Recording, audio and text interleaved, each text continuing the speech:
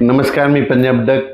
राज्यामध्ये महाराष्ट्रामध्ये मान्सूनचं आगमन झालंय, पण ते कसं झालंय, दक्षिण महाराष्ट्रामध्ये काही जिल्ह्यामध्ये झालं, म्हणजे काही सांगली, सातारा, सोलापूर, कोल्हापूर, बीड जिल्ह्यामध्ये काही भागातच झालंय, लातूर जिल्ह्यात काही भाग, पण सर्वदूर झालेलं नाही. म्हणून हा अंदाज सर्व शेतकऱ्यांना लक्षात यायचा. तर मग पुढची परिस्थिती काय राहणार आहे? 10 जूनपासून काय होणार, आणखीन मराठवाडा आणि दक्षिण महाराष्ट्राकडंच, म्हणजे ना इकडल्या भागातच आणखीन मान्सून राहील. पण उत्तर महाराष्ट्र, विदर्भाकडे आणखीन ते पाऊस, मान्सूनचा मोसमी पाऊस दाखल होणार नाही, म्हणून हा अंदाज लक्षात यायचा. त्याच्यानंतर तुम्हाला एक सांगू इच्छितो, 10 म्हणजे 10, 11, 12पर्यंत आणखीन काय होईल, म्हणजे मराठवाडा आणि दक्षिण महाराष्ट्रामध्ये सातारा, सांगली, सोलापूर, कोल्हापूर, पुणे आणि इकडे मराठवाड्याचे लातूर जिल्हा, बीड जिल्हा, परभणी जिल्हा, नांदेड जिल्हा, धाराशिव, लातूर, हिंगोली ह्यापर्यंतच काय होईल, म्हणजे आणखीन 10, 11, 12, 13पर्यंत पाऊस राहील. म्हणून हा अंदाज लागायचा. पण हे सगळीकडे मान्सूनचा मोसमी पाऊस पडणार नाही, काही भागातच पडला, जिथं पडला तिथं जास्त पडायला, सर्वदूर काही पडणं, म्हणून हा अंदाज लक्षात.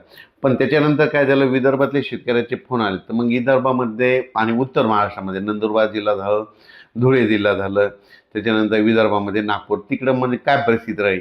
तर त्या शेतकऱ्याला सांगू इच्छितो की काय होणार आहे, म्हणजे 13 तारखेपासून, म्हणजे 13 तारखेपासून, 13-14 पासून ते मग 16-17-18पर्यंत मग काय होईल, उत्तर महाराष्ट्र आणि विदर्भाकडे मोसमी पाऊस दाखल व्हायला सुरुवात होईल. पण हे पाऊस सगळीकडे दाखल होणार नाही, कारण की काही काही भागामध्येच दाखल होईल, म्हणजे याच्यामध्ये जास्त असा जोर नाही. काही भागात जिथं पडला तिथं जास्त पडायला आणि काही भागात कमी पडायला आहे, म्हणून एवढा जोर नाही. जिथं ओल झाले तिथंच होणार आहे, काही भाग सोडून देखील देईल. पण हे करत असताना तुम्हाला सांगू इच्छितो की 14 14-15च्या दरम्यान मग मुंबईला देखील, नाशिककडे देखील, मुंबईला देखील पाऊस बघायला भेटेल, पुण्याकडे देखील मोसमी पाऊस बघायला भेटेल. नंदुरबार, धुळे जिल्हा, जळगाव जिल्हा, संभाजीनगर जिल्हा, कन्नड ते भाग, त्याच्यानंतर सोयगाव तालुका, त्याच्यानंतर बुलढाणा जिल्हा, अकोला जिल्हा, अमरावती जिल्हा, वर्धा, भंडारा, गोंदिया, चंद्रपूर, यवतमाळ ह्या पट्ट्यामध्ये काय होईल, मग 13च्या नंतर तिकडल्या पट्ट्यामध्ये मोसमी पाऊस बघायला भेटत. पण तो पण सर्वदूर नाही राहणार, काय होणार आहे, काही काही भागातच पडणार आहे. मग शेतकऱ्याला सांगितलं तर याच्यामध्ये काय झालं की आहे, पण थोडा कमजोर आहे. तर शेतकऱ्याला एक विनंती आहे की जमिनीमध्ये जर ओल असेल तरच पेरणीचा निर्णय घ्या, नसता घेऊ नका. मी पहिल्यापासूनच म्हणलं होतं की यावर्षी पेरणीचे 3 टप्पे होणार आहे. एक 7 ते 14मध्ये, मग आता दक्षिण महाराष्ट्र, कोल्हापूर, सांगली तिकडे पाऊस झाला, त्यांच्याकडे ओल असेल तर ते पेरणी करू शकते, समजा की ते त्यांचा निर्णय घेतील. त्याच्यानंतर काय होणार आहे, जूनच्या शेवटच्या आठवड्यात, म्हणजे 20 जून ते 30 जूनमध्ये एक पेरणीचा टप्पा राहील. मग त्याच्यामध्ये देखील महाराष्ट्रामध्ये पाऊस पडणार आहे.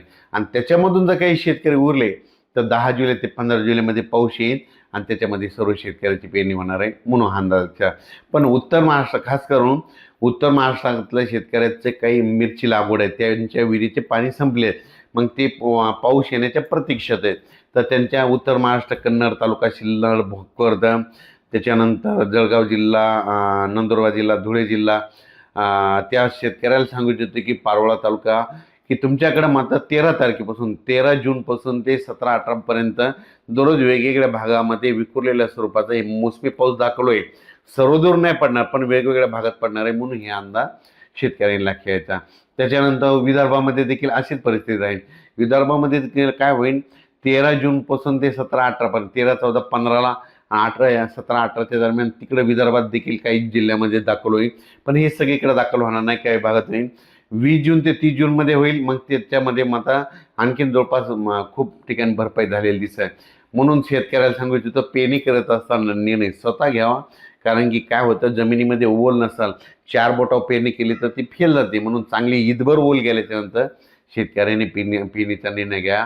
परत एकदा शेतकऱ्याला सांगतो, हे मोसमी पाऊस कसा आहे, दक्षिण महाराष्ट्राकडून आलेला आहे, कर्नाटकमधून आलेला आहे. त्याच्यामुळे काय होईल, ते ह्यामध्ये 10, 9, आज देखील 9, 10, 11, 12पर्यंत काय होणार आहे, सांगली जिल्हा, सोलापूर जिल्हा, पुणे जिल्हा, त्याच्यानंतर बीड जिल्हा, धाराशिव जिल्हा, लातूर जिल्हा, परभणी जिल्हा, नांदेड जिल्हा, हिंगोली जिल्हा, यवतमाळ जिल्हा ह्या परिसरामध्ये काय होईल, जालन्यापर्यंत, की हे थोडं बऱ्याच ठिकाणी, म्हणजे ह्या 3 दिवसामध्ये 9, 10, 11, 12, 13पर्यंत बऱ्याच भागामध्ये कव्हर करेल.